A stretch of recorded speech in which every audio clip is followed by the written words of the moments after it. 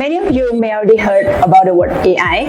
AI stands for artificial intelligence, the intelligence that we want the machines to have it, right? So if you think about intelligence, it's like our brain, that is a natural intelligence. That's why we want to mimic this thing into the machines, so that machines can think about themselves and accomplish certain tasks just the way that we do, right? So that is ultimate goal.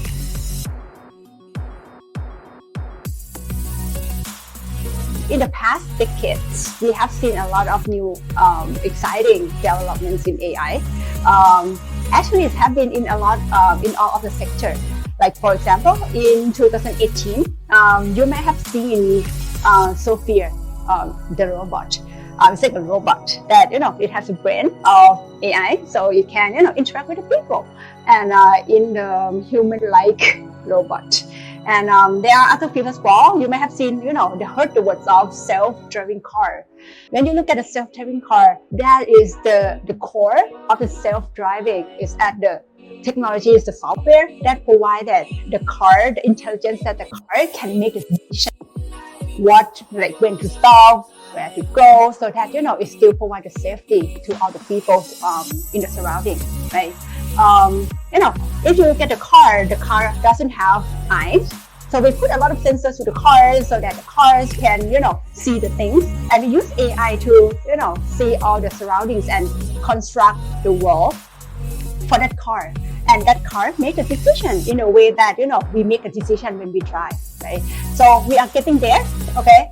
And another example would be games, right? If you remember in 2016, DeepMind is a company which already got acquired by Google. They developed a program called AlphaGo. AlphaGo, if you remember on that year, they beat a human professional Go player, right? That I think at that time, like all the people get excited, right? That how the machine can beat a human professional player, right? And there's a lot of things that has been deployed like since then.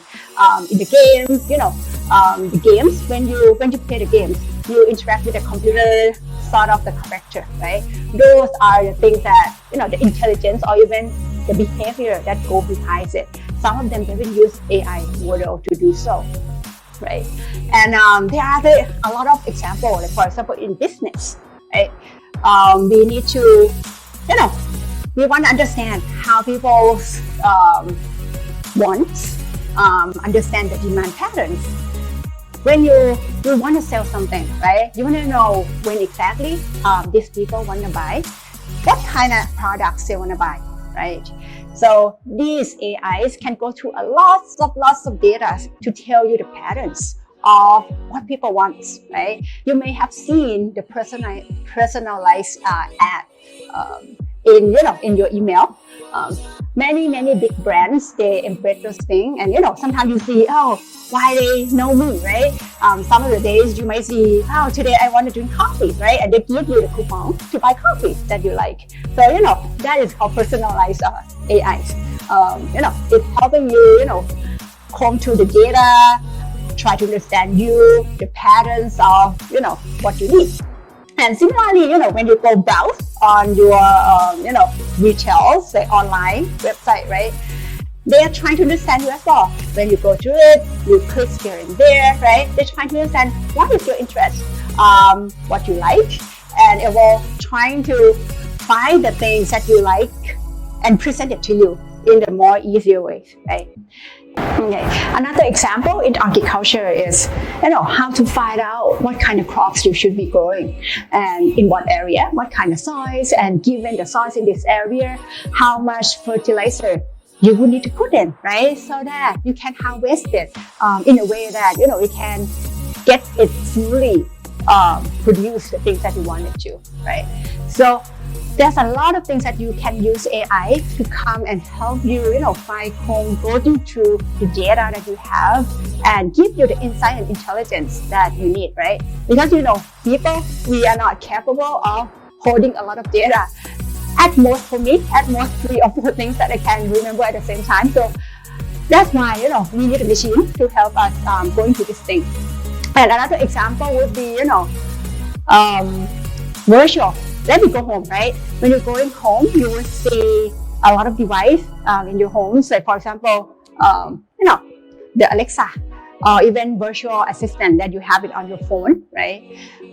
It's made your life a lot easier and convenient in terms of, instead of typing things and telling, or then go to the tabs and commands to find the things that you want, you can just use the voice to give the command to the computer or your machines, and then it will react and find you things that you need, right? And, having the virtual assistant have giving, an opportunities to a lot of people, like for example, kids or even the elderly, right? Where they might not be able to, seeing things clearly on a very small screen and going through stuff, right? Just use their voice. They can searching through things, getting the things they want, right? That are the things that, very excited in that space. And if you imagine, like, I think last year, generative pre-trained transformer 3 or GPT-3 was introduced in 2020. Okay, when it's debuted, you can see that it can generate an article that is so hard to distinguish whether this thing is produced by machines or humans. You can see that the advance of AI and deep learning can come into our daily life, right? When you go home, you can use your voice to, send the commands, or even, when you are going to hospital, right? If you remember when the COVID just started last year, there are so many patients and they were little staff, okay? Normally we already know number of doctors per populations or even radiologists. It's never be enough for the entire population, right? When the pandemic started, they have to, go through a lot of, for example, the chest x-rays, they have to read through it, right? How can we get through those, those things in time, right? To find out and classify patients. So there are a lot of companies and hospitals that can come and help and develop their AI to go through those images in a way that, is fast and go to, millions of images per day. So, just put more machines if you want to make it faster, right? So you can see, there's a numerous and endless possibilities of AI that can do. And some of you might think that, how about art and creative? Would AI can do something about it, right? I will give you some example of, MuseNet, okay? It's a music that they're trying to compose the sounds, the musics, given, the patterns that it learned from harmony, rhythm, and style, okay? It can compose using 10 different instruments to make the music, right? And even, in art, in 2018, there's people that use algorithm to create an art. And you know how much it sells for? More than 400,000 USD. That's how AI has been going this day, okay?